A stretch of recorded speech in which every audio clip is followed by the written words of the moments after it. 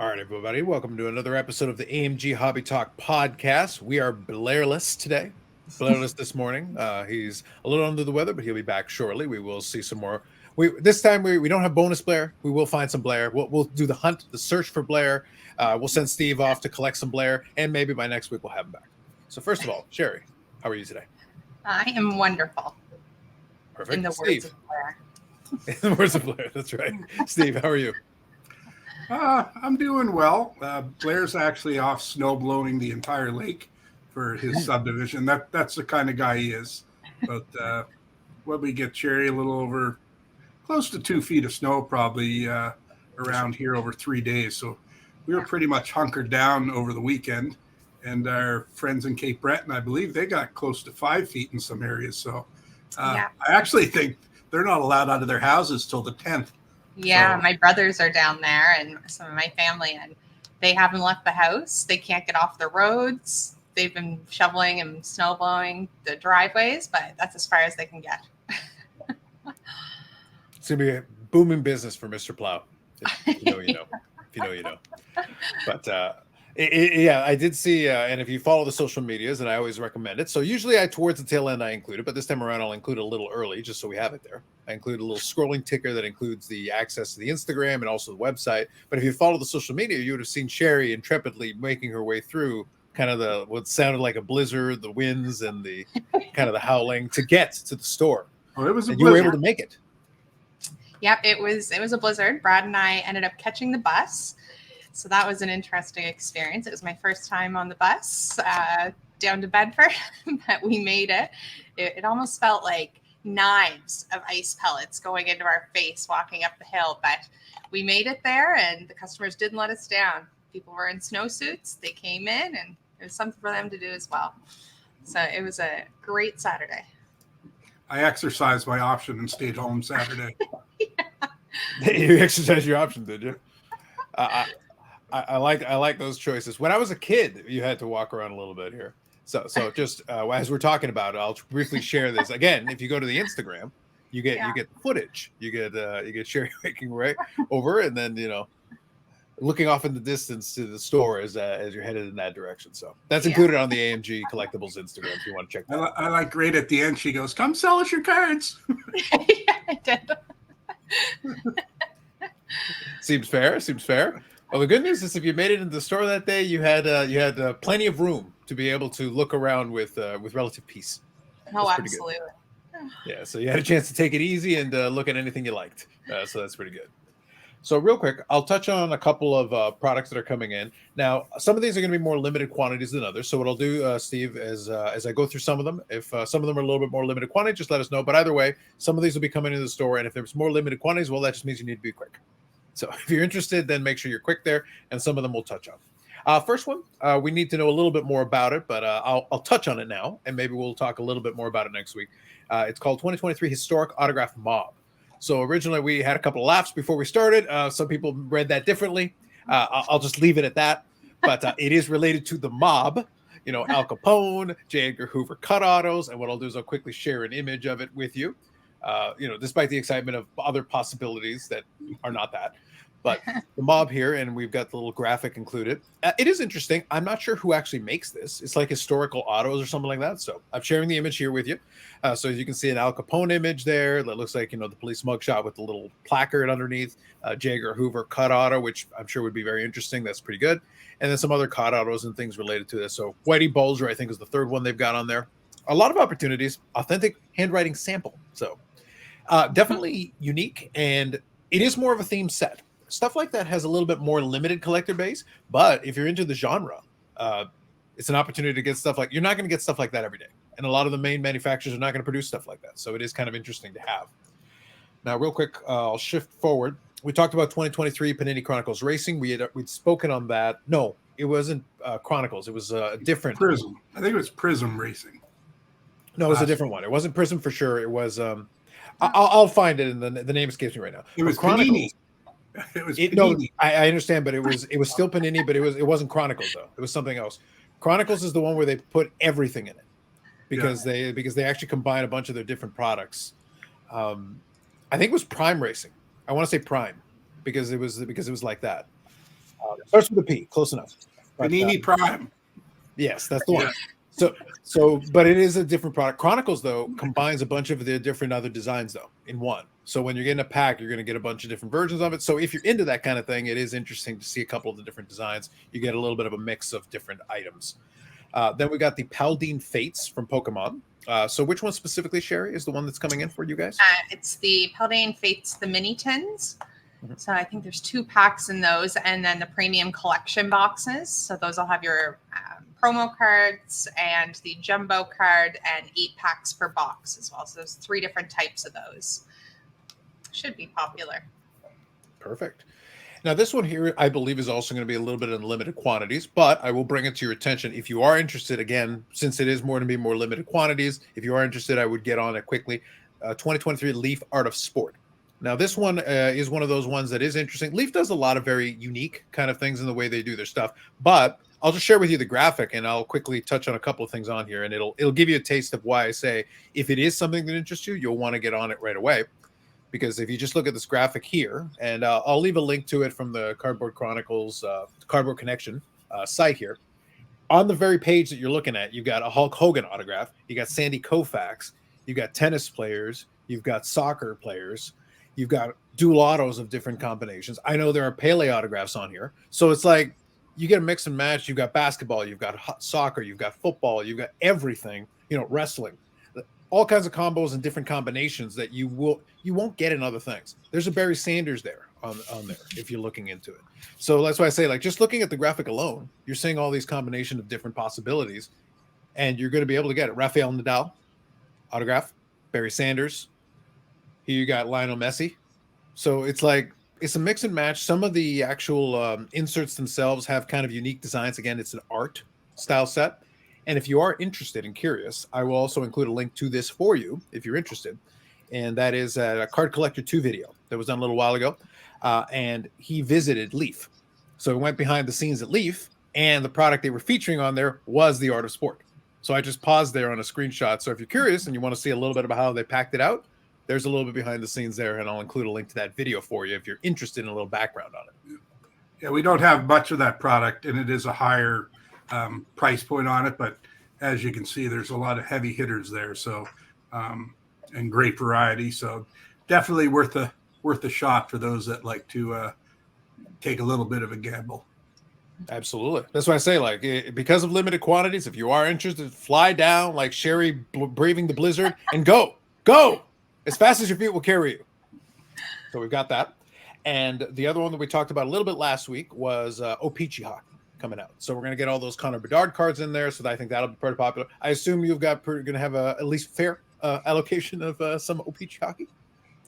Yeah, we've got a good volume of it. But what I can say, and we touched on it last week, parents, grandparents, and even kids, on a weekly basis, they come in asking for Connor Bedard cards. If you want a Connor Bedard card, I would suggest, buying an O-Pee-Chee box or some packs, as we discussed. What is there, 34 Bedards in this set? Something like that, yeah. Some of them obviously are tough and short printed, but I would say if you take on a hobby box, there's a very good likelihood that you'll pull a Bedard of some sort, or at least your odds are pretty good. And of course, the price on O-Pee-Chee is, one of our cheaper products. So definitely for the parents and grandparents that are trying to satisfy the kids' needs to get them a Bedard, grab an O-Pee-Chee box. They're gonna sell fast. I think we decided, Sherry, was it 4 per customer to start? I think so. I think that's what we're going with, at least for the first week or so, because we want people that just want to grab a box the opportunity. Yeah. So don't wait too long. But I think it's 4 per customer to start. And then after a week, we'll reevaluate. And, because guys have been asking, can we buy a case and stuff? And right now, we want to make sure, everyone has an opportunity. Seems good. Now, one other thing we'll touch on here, just before we get into some of the stuff that came in the shop here, is that we've got a new graphic here, a new flyer related to the trade night and card show. So this will be our first opportunity kind of to look at that. And it'll include the dates on there. And then obviously we'll remind you as we get closer to it. So you got trade night and card show. For trade night is going to be coming up. Is the next one is February the 23rd. Yeah. So last Friday of the month. And then on the Saturday, the 24th, you're going to have the card show at the new location. So if you look on the screen there, you're going to see the hours. So February 23rd, 5 to 8 p.m. On the Friday is the trade night. And then on the Saturday is 9 a.m. to 1 p.m. And you can see there the flyer, including the address and everything, and giving you directions and the information you'll require. Yeah. Shout out to Tim Cahoot for the fantastic artistry that he continues to provide for us. My first time seeing this flyer, so I guess I approve of it. Not like I had a choice, but sure. Good job, Tim. It's all about the endorsement, Steve. It's all about the endorsement. All right, so we'll touch on a couple of items that came in the shop, and then we'll talk on a little bit about the consignment aspect of it. So I'm giving you a little heads up. I talked to Steve before we got started, so we're going to chat up a little bit about that for a couple of minutes, and then we'll touch on a couple of your comments from the last video. I remind you, if you leave some comments or questions, feel free to throw them in there. Some of them will get read so that we can talk through them briefly. And then the other thing as well, also, if you have more urgent kind of time-sensitive things, we don't always get back to the comments directly. We will see them, and then we'll touch on them in the next episode. But if you want something a little more time sensitive, use the social medias, use the contacts, and you can go to the website and contact directly, and you'll get a more direct answer. First one here is a card that I have some familiarity with, and there's a little bit of a fun backstory to it. So we'll touch on it here briefly. So this one here is the 81 Oilers Red Rooster, the Wayne Gretzky, the long-haired variation. You can see there, Wayne needs a haircut, and that was resolved in another version of it. But Steve, do you want to touch on a little bit about what's going on with this one? Yeah, and there's several stories about what's going on, but I think you kind of touched on it. He looks like he might have got up from a night on the town for this one, and the hair's a little unkept. And I think they decided, after they produced them, they wanted to clean up the image a little bit. So it tends to be a short printed card. And this one is actually the only PSA 9 and the highest graded example of this card. So we've actually had it for a while, and I can't remember if we showed it on an earlier podcast, but I figured I'd bring it up again because one did just sell. I forget which eBay site it sold on, but it was one of like a well-known seller, and it sold for like 3,000 American, and it was a population of 3. So whoever bought that one, if they're looking to have the best of the best, reach out to the store, and we have a pop one of the 4 in that little grouping available in the store. Very nice, very nice. Then we got a 2023 Prism draft pick. So this is the green Prism variation of Victor Wembanyama. Do you want me to pronounce that, or? Yes, Sherry, please. No, it's okay. There you go. So obviously he's the one that a lot of folks are chasing after in basketball. So 2023 draft picks, at least out of a lot of the stuff I've seen out of Prism, at least it's a half decent image of at least him taking a shot. There's been some controversy of Panini kind of mailing it in on some of the cards related to him. A nice picture, and there's more coming back from PSA, but right now it's a low pop. I think it's a population of 8, so it might be a good one to jump on. Very good. And then we got here from the rookie year, so 0506. This is Ultimate Collection, Alexander Ovechkin. This is an Ultimate Patches. So we've got a 3-color patch piece here, numbered to 75, a nice clean copy, mint 9. For memorabilia cards, they do tend to chip a little bit. PSA is kind of harsh on the thicker cards.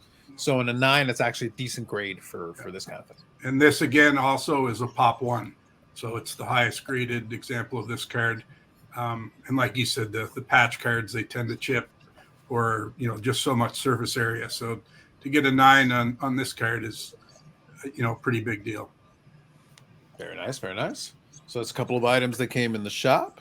So I hope everybody enjoyed that. And we try to feature a couple of items every single episode. So that's some good ones and a nice little variety of a couple of different things there. Plus, we got 2 out of 3 hockey cards. So we met our CanCon requirement. So we will not be shut down by the CRTC this week. So we'll be able to move on. So let me touch on a couple of things here, Steve. Kind of what I mentioned to you a little bit earlier is we were going to talk a little bit about last week. You mentioned that you had done a deal that was actually completed through a consignment. And that is one of the options that is available. So obviously when somebody comes in and wants to sell something, you know, in this case, I believe it was the Pokemon cards, the Pokemon boxes that were done through that kind of deal. So there can be like high dollar value cards that come in. There's situations where maybe you'll buy something, buy a collection or buy individual items. But then there can be some other situations where maybe consignment makes sense. So can you give us a little bit of the thought process of when you offer it or when it might make sense for somebody when that option's on the table? Yeah, so definitely, you know, when it comes to hockey cards or stuff like that, I'm well versed in that. So if someone comes in with a high dollar hockey item, I can kind of know, you know, what I can sell it for, how long it might take me to sell it for, um, you know, factors like that. So on an item we know a lot about, I'm willing to take a little bit more of a risk. Something like that Pokemon came in. Proof is in the pudding. Like I could see the comps on it, and but it's one of those things. Never dealt with it before, and I didn't know if we'd have it for a week or a year. So when you tie up the store's money, you know, you want to sell something. You don't want to hold on to it forever. So in that instance, it was, and you also need a consignor that's willing to work with you. You know, he agreed to let us work with him and move that. And usually we can get the consignor more money if they let us consign it. If I'm buying it, of course, I'm taking all the risk. So I will pay you less, understandably, because I don't know how long I'm going to have this item. So I do believe since the podcast, 3 or 4 people have reached out to us for consignments, because it's always good to have a happy ending to a story. And, you know, that gentleman was very happy. And I've had a couple people reach out. One of them was like a 12-year-old kid that wanted me to consign his $30 card. But, you know, other ones, there's a couple bigger deals on the horizon. But yeah, there's just, you know, and there's some common sense factors. What sells here, what doesn't, you know, a card can be gorgeous. A card can be 20 grand. I don't know if I can sell it. And I'll know if I can sell it in Nova Scotia or not. And then, of course, when I'm going to have to put it online, then that's a whole other can of worms. So, yeah, there's just different variables. But you also just need you have to be open and honest with the consignor. And, you know, they have to feel good with dealing with you and, you know, understand that, you know, several things go into this. Yeah, that's any other tidbits you'd like to know about? Sure. No, so let me ask this question. So this is more of an open question just for you. So let's say that I come in, we look at something, and that option's on the table. So this is more of a process question for you in kinds of how you deal with it. Is it more of kind of an informal agreement, or is it something that you at least sign off on something and say, hey, okay, so this is what we're going to do. We'll try to consign it for X amount of time, whatever, because I've seen different versions of it. So that's why I'm just curious kind of what approach you've taken to this. No, that's a good point. The Pokemon guy, again, first time ever meeting him, you know, I said to him, you know, we can write up a little contract, but then I said, well, how about this? And I gave my phone to Blair, and that's the picture of me and him holding the boxes of that we featured in the podcast. And like, you know, we took a picture, and then just right at the top of it, you know, said AMG, you know, agrees to consign, you know, and then with the percentages of the sales and stuff like that. And that was good for him. So yeah, and we've had Mickey Mantle rookies and stuff like that. So I get it on a big card. But then when you move forward, if you're dealing with someone, you know, multiple times, they just kind of drop it off and say, I trust you, have at it. So, you know, you learn, don't bite the hand that feeds you. So these consigners that work well with us, you know, we want them to keep coming back. Also, they refer us to other people. That's a huge part of our business. So, yeah, you just have to be open when you're doing consignment deals. But like I said, if it's something that we know we can take on our own, and I know I can move it fairly quickly, I'm going to attack it and try to buy it. And if it's something I know I can sell immediately, I will pay, you know, a higher percentage, because it's not going to sit long. You know, you make 10% on something over and over again. It adds up to the same as if you paid 60%. But and we have percentages we like to pay, because of course, you know, we got to pay employees, keep the lights on, processing. You know, a guy walks in with 5,000 cards, you know, there's probably $1,000 in labor just to prepare those cards before they get out on the floor. So you have to take a lot of things like that into consideration. Oh, I think that's fair. I think it makes a lot of sense. That's the reason why I wanted to kind of open that specific kind of conversation into it. And that's kind of what I also suggest to the folks that are listening, that especially if you catch it on the YouTube or any of the other ones, where that's what I'm referring to when I say if you've got any questions or anything like that, because it can be where we can get Steve or somebody on the team to talk about the process. Because in case you're wondering what it's like when you go in and you ask about, or you're offered this idea, the different elements that kind of play into it, how you arrive at the deal that you end up arriving at. So kind of a couple of different things to at least consider when you walk in. And as a person who may not have dealt with it, it's kind of good to know kind of what to expect in terms of how that kind of conversation might go, because a lot of people I think are a little bit nervous about it, because obviously if you're talking about a high dollar item, you're wanting to get as much as possible. So having multiple options on the table and knowing what the differences are is kind of helpful. And one last thing there too, actually something just happened with an email we received last night.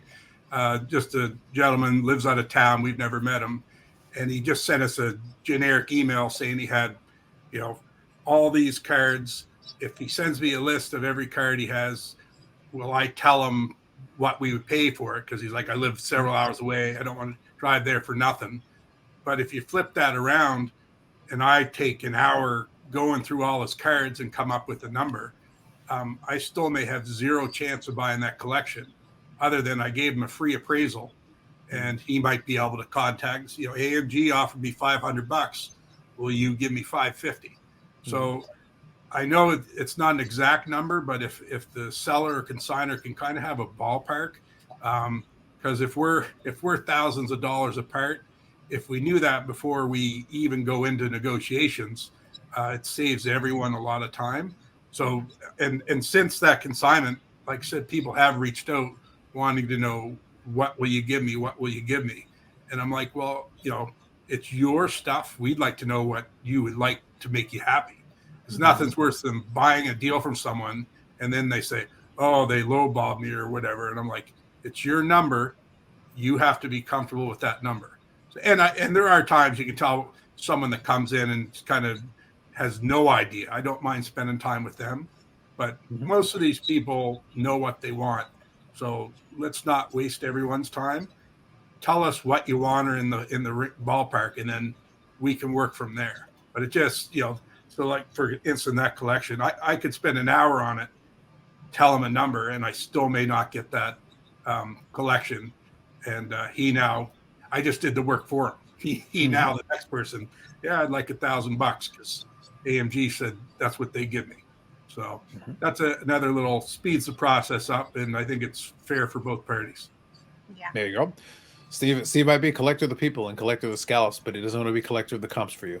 You're going to have to do a little bit of research ahead of time in order to make it work. It definitely helps us. It's kind of bittersweet sometimes. Like, you want to be able to help people, but you need people to be able to help themselves a little bit too. You need to work together and trust the process.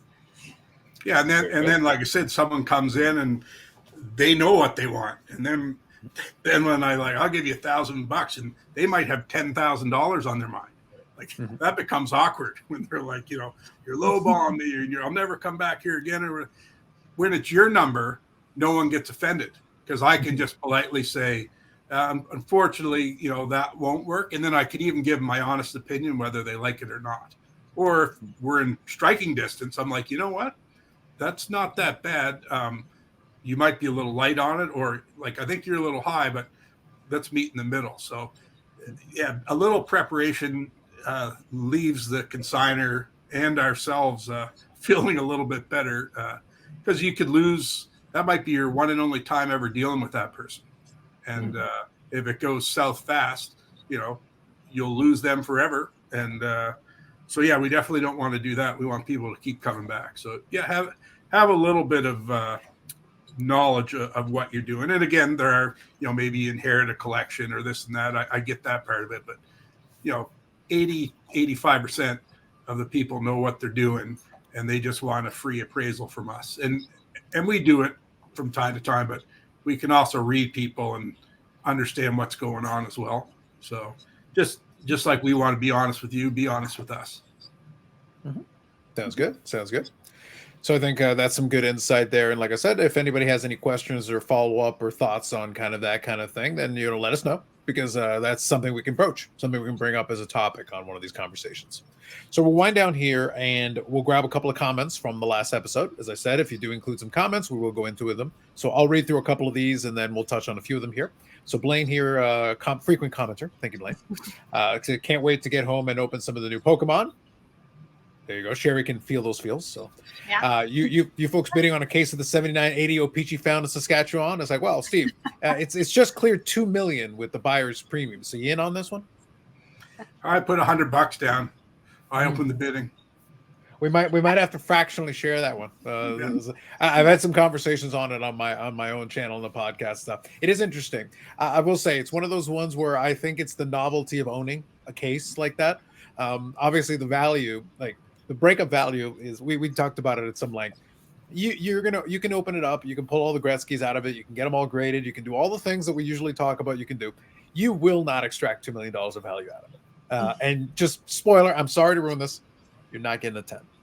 You're not getting the Gretzky 10. I'm sorry. You think the winning bidder will open it? I think they'll open. So I was chatting with individuals associated with the shop, and at least one of the people that is in the running intends to open at least some of the boxes, because some of the boxes are a little bit more tightly packed than others, and that tends to be the case with some of these cases because sometimes they get jostled around a little bit. I guess it depends on really what they want to do. At $2 million, Steve, you really don't care. Like if you're bidding $2 million on a case of hockey cards, you're probably doing okay.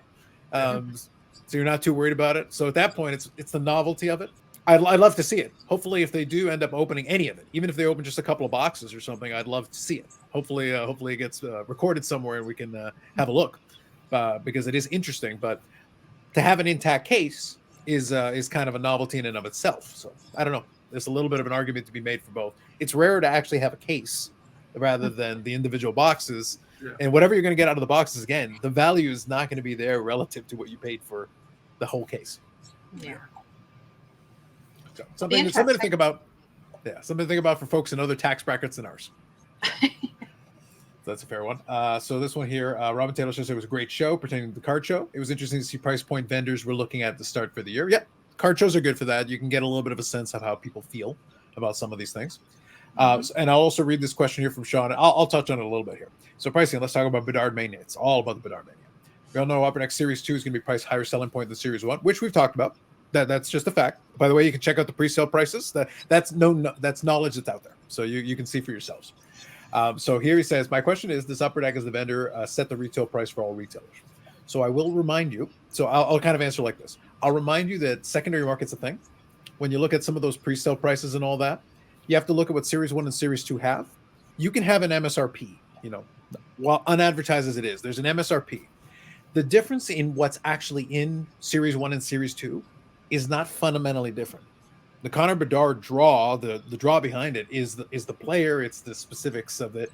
But Connor Bedard Young Gun is not fundamentally different than a Young Gun in Series 1. And the product didn't really cost more to make. And so the difference between Series 1 and Series 2 at the MSRP level is going to be negligible. The difference you're looking at is secondary market. And secondary market's its own thing. I can tell you from experience of other products that there are times where sometimes they'll produce something and they expect the price to be this. And if for whatever reason it goes beyond that, then they can't really control it. But at the same time, it can create unfortunate expectations. So Series 2 is going to be interesting for that because in reality, if we're just being honest, the Bedard chase is going to be huge. But if we do a little bit of math, I don't have to work too hard to tell you. The odds of getting a Young Gun Bedard in an individual box, just one box, the odds are against you. So you're paying the premium price point to have the same chance of pulling a Connor Bedard Young Gun that you would a Young Gun in Series 1. Most of you aren't going to get one. They're going to be out there, though. Once enough people open boxes, they will be out there. But you're still paying this premium. And I don't know if the rest of the product holds up because nothing really changed in Series 2 to make it that much more expensive. So that's just an opinion that I'll just throw out there at you. No, and I think we touched on it previous show as well. I think the good value will be in the tins and blasters. And I mean, I don't know what the price point of those will be, but I don't think they'll, be obviously where the hobby boxes are. all you need is one pack to get a Bedard in it. So obviously blasters and tins are going to be a fraction of what the hobby boxes will be. And we're still not sure of what we're putting them at, probably right up until the day. All I can say is, we'll more than likely beat everybody. But, we'd be fools if, this place is selling for X number and, we're several $100s cheaper. So at the end of the day, it's time for us to make a few dollars on some products. But we'll see. And I don't know if Fantilli being hurt and Bedard being hurt, if that brings things back to reality a little bit, but probably not. But I don't think this week we're getting O-Pee-Chee. Come get O-Pee-Chee. Absolutely. Yeah, You get a Bedard. You get a Bedard. Oh, well, there you go. He's gone Oprah on us. That's getting exciting right there.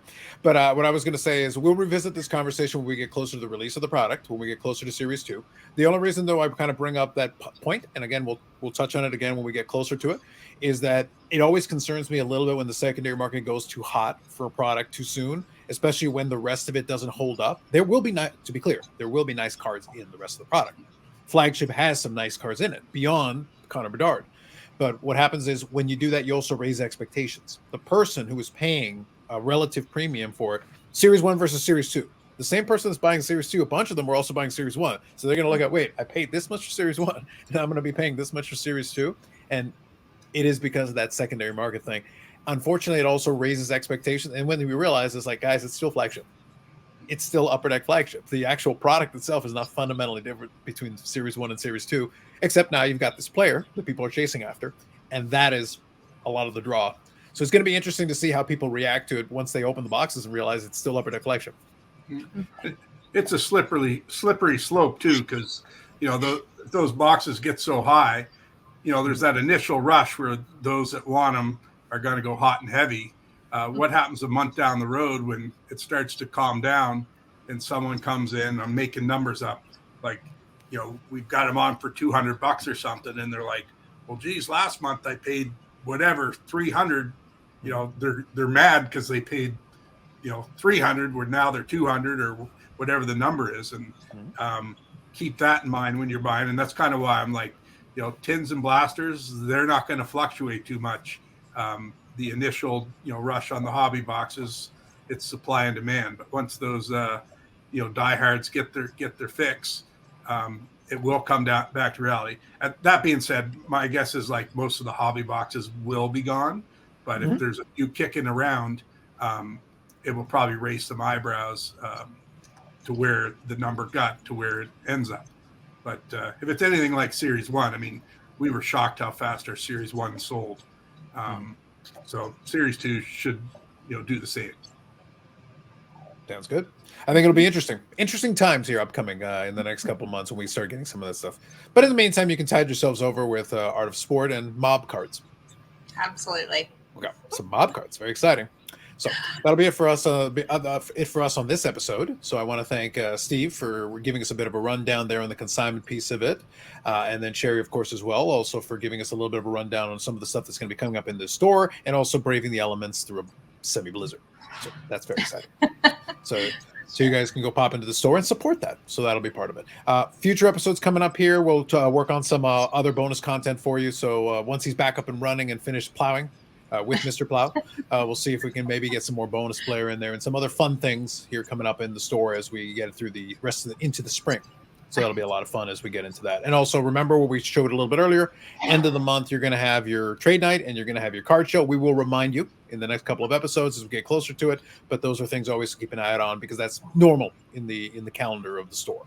So for Sherry and for Steve, Collector of the People, I want to thank you for checking this one out, and we will catch you in the next one.